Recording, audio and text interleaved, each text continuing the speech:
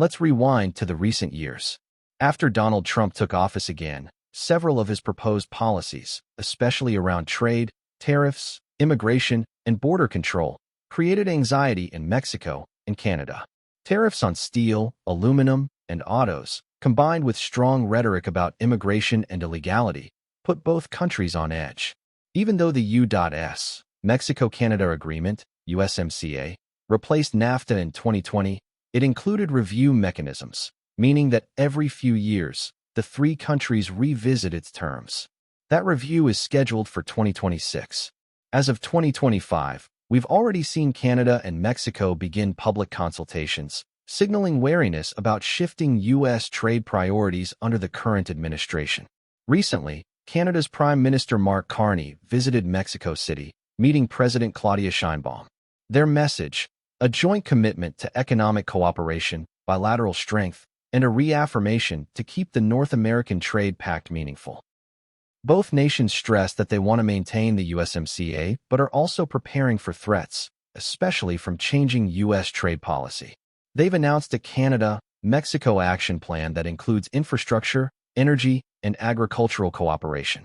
Notably, Mexico has begun taking steps to reduce dependency on Chinese parts in manufacturing, partly to avoid being caught in crossfire of U.S. tariffs or accusations. There is also symbolic importance. After past frictions, like when Canadian leaders floated striking a U.S.-Canada deal without Mexico, this display of unity matters. It sends a signal. Mexico and Canada are less willing to be pitted against one another by U.S. trade or foreign policy pressure. So, why is all this important? Not only for Washington, but for global markets and neighboring countries? Trade stability and investment. For businesses in Canada and Mexico and the U.S., predictability matters. Uncertainty over tariffs, supply chains, border rules suppresses investment. If Canada and Mexico can build stronger bilateral supply chains, maybe they can buffer against sudden U.S. moves. USMCA review and leverage. The USMCA includes provisions for review and renegotiation. With both Canada and Mexico signaling concerns, they may demand stronger protections for industries like autos, stricter rules about origin of parts, and clearer measures on trade disputes. This could mean tougher demands from both sides during 2026 talks. Diversification versus dependency. For a long time, both nations exported large volumes to the U.S. These are major trading partners. But high dependency also leaves them vulnerable. By working together, Mexico and Canada may find alternative routes or greater internal trade to reduce vulnerability. For example, Mexico pushing to replace Chinese parts with Mexican or North American supplies is one step. Political signaling/economic diplomacy.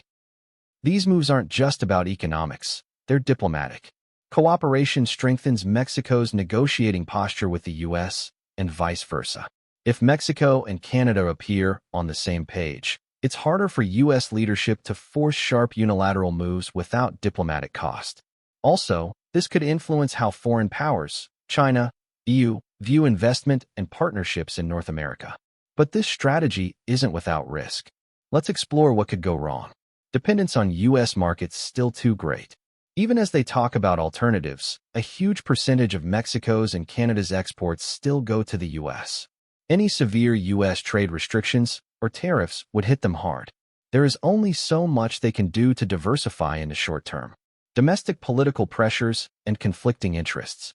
Regions within Canada or states in Mexico have different priorities. Some sectors will benefit from protectionist policies, others will be hurt. Aligning policy across entire nations isn't easy. There could be backlash from industries dependent on U.S. supply chains or on cheap inputs from abroad. U.S. reaction and leverage. The United States still holds many cards: access to markets, currency policy, security arrangements. If cooperation between Canada and Mexico begins to constrain U.S. trade policy, the U.S. may retaliate diplomatically or adjust its own approach to isolate one of the partners. Global supply chain complexity. Replacing Chinese parts is easier said than done. Supply chains are deeply integrated.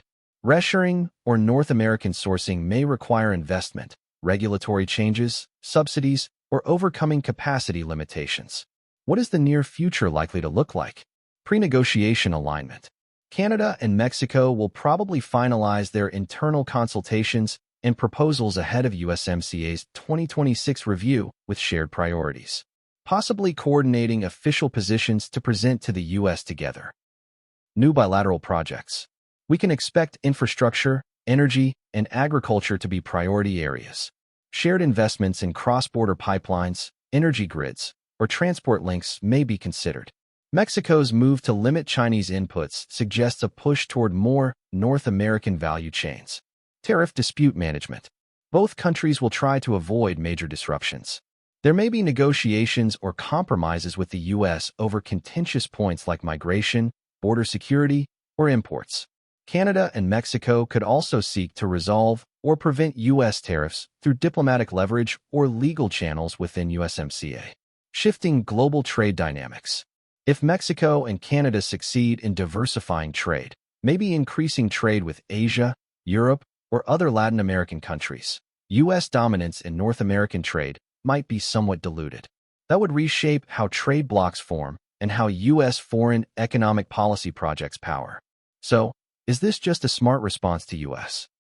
unpredictability, or the start of a deeper shift in how trade in North America works?